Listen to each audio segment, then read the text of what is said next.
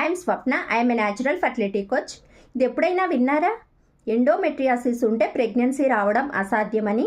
చాలామంది ఎండోమెట్రియాసిస్ అనగానే ఇదొక పర్మనెంట్ ఇన్ఫెర్టిలిటీ ప్రాబ్లం అనుకుంటారు. కానీ ప్రాపర్గా లైఫ్ స్టైల్ చేంజెస్ చేసుకుని టైంకి కానీ కేర్ తీసుకుంటే ఎండోమెట్రియాసిస్ ఉన్నా కూడా న్యాచురల్గా కన్సీవ్ అయ్యే ఛాన్సెస్ చాలా ఎక్కువ ఉంటాయి. ఎండోమెట్రియాసిస్ ఉండే వాళ్ళు చేయవలసిన టాప్ 3 వర్క్స్ ఏంటంటే, ఫస్ట్ది యాంటీ ఇన్ఫ్లమేటరీ డైట్ తీసుకోవాలి, స్ట్రెస్ తగ్గించుకోవాలి, థర్డ్ హార్మోన్స్ బ్యాలెన్స్ చేసుకోవాలి. ఈ 3 కానీ ప్రాపర్గా కరెక్ట్గా కానీ చేసుకోగలిగితే ఎండోమెట్రియాసిస్ ఉన్నా కూడా న్యాచురల్గానే కన్సీవ్ అవ్వచ్చు. సో ఎవరైనా ఫర్టిలిటీ జర్నీలో ఉండి ఎండోమెట్రియాసిస్తో సఫర్ అవుతున్నా, అలాంటి వాళ్ళు న్యాచురల్గా కన్సీవ్ అవ్వడానికి ట్రై చేస్తున్నా కింద కామెంట్ సెక్షన్లో కామెంట్ చేయండి.